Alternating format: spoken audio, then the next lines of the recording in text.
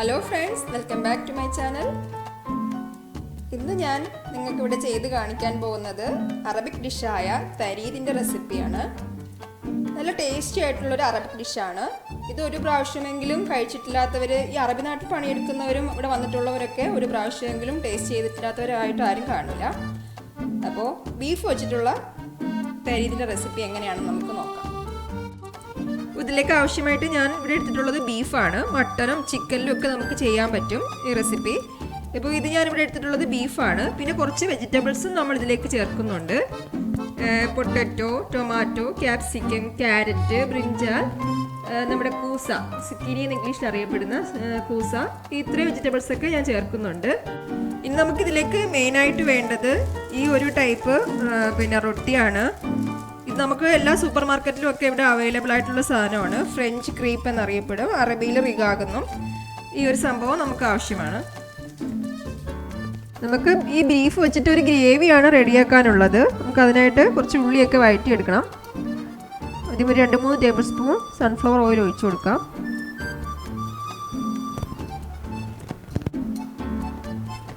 നമുക്ക് 3 പച്ചമുളകും ഒരു 3 സവാളയും ഞാൻ ചോപ്പ് ചെയ്തെടുത്തിട്ടുണ്ട്.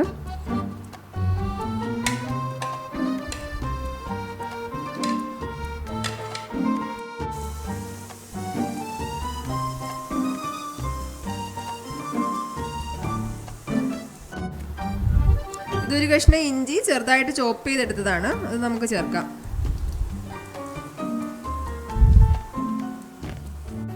ഗാർലിക് ചോപ്പ് ചെയ്തെടുത്തത് അതും കൂടെ ചേർക്കാം.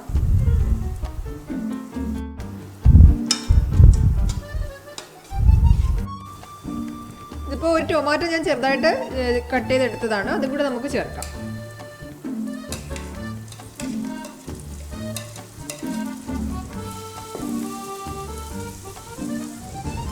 ഈ റെസിപ്പിയിലേക്ക് ഡ്രൈഡ് ലെമൺ ആവശ്യമാണ്. ഞാൻ 2 ലെമൺ എടുത്തിട്ടുണ്ട്, നമുക്കതിലേക്ക് ഇട്ട് കൊടുക്കാം. ഇത് നമ്മുടെ മസാല ഐറ്റംസിൽ ഈ പട്ട മാത്രമേ ഇതിൽ ചേർക്കുന്നുള്ളൂ. അത് ഞാനൊരു 3-4 പീസ് എടുത്തിട്ടുണ്ട്.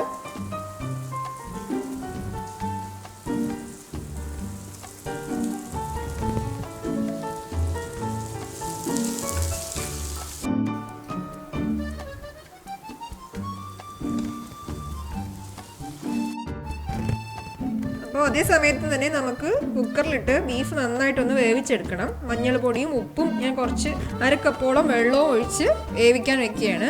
നന്നായിട്ട് വേവിച്ചിട്ട് നമുക്ക് ആ മസാലയിലേക്ക് ചേർത്ത് കൊടുക്കാം.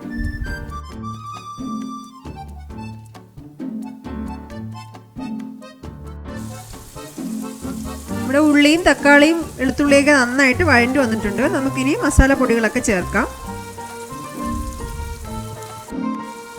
മഞ്ഞൾപ്പൊടി ചേർത്ത് കൊടുക്കാം. നമുക്ക്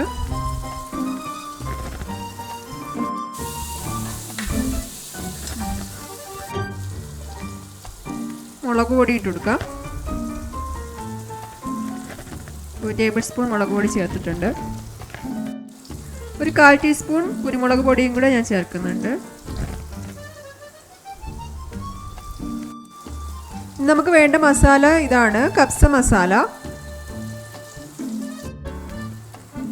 ഇത് ഞാനൊരു 1-2 ടേബിൾ സ്പൂണോളം ഇടുന്നുണ്ട്. ഇത് മെയിനായിട്ട് വേണ്ട മസാല ഇതാണ്.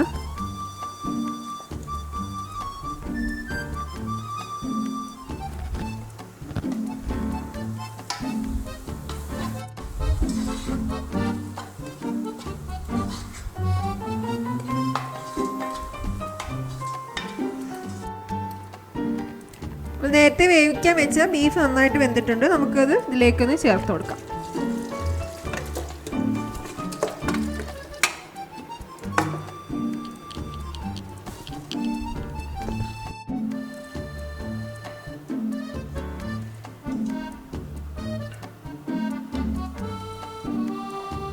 നമ്മൾ ബീഫ് ഇവിടെ ചേർത്ത് കൊടുത്തിട്ടുണ്ട്. ഇനി ബീഫ് ചേർത്തതിന് ശേഷം നന്നായിട്ടൊന്ന് തിളച്ചതിന് ശേഷം നമ്മുടെ വെജിറ്റബിൾസ് എല്ലാം കട്ട് ചെയ്തത് ചേർത്ത് കൊടുക്കാം. ഇവിടെ ബീഫ് നന്നായിട്ട് തിളച്ച് വന്നിട്ടുണ്ട്. നമുക്കിനി കട്ട് ചെയ്തെടുത്ത വെജിറ്റബിൾസ് എല്ലാം ചേർത്ത് കൊടുക്കാം.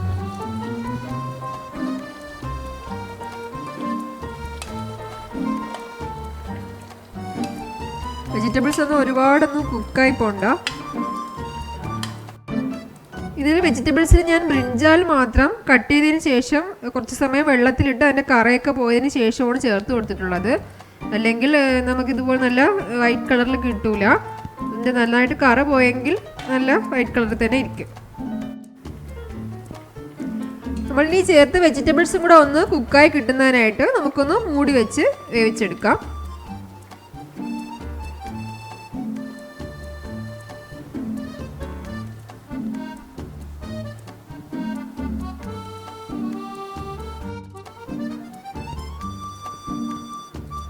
അപ്പോൾ നമ്മുടെ വെജിറ്റബിൾസ് എല്ലാം വെന്തിട്ടുണ്ട്.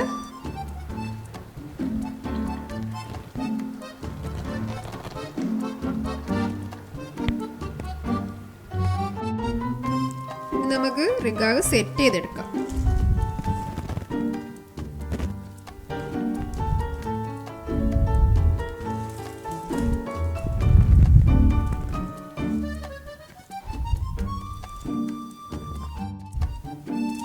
ഇതിങ്ങനെ പപ്പടം പോലെ പൊട്ടുന്ന ഒരു ടൈപ്പ് റൊട്ടിയാണ്. നമുക്കതിങ്ങനെ പൊട്ടിച്ചിട്ട് കൊടുക്കാം.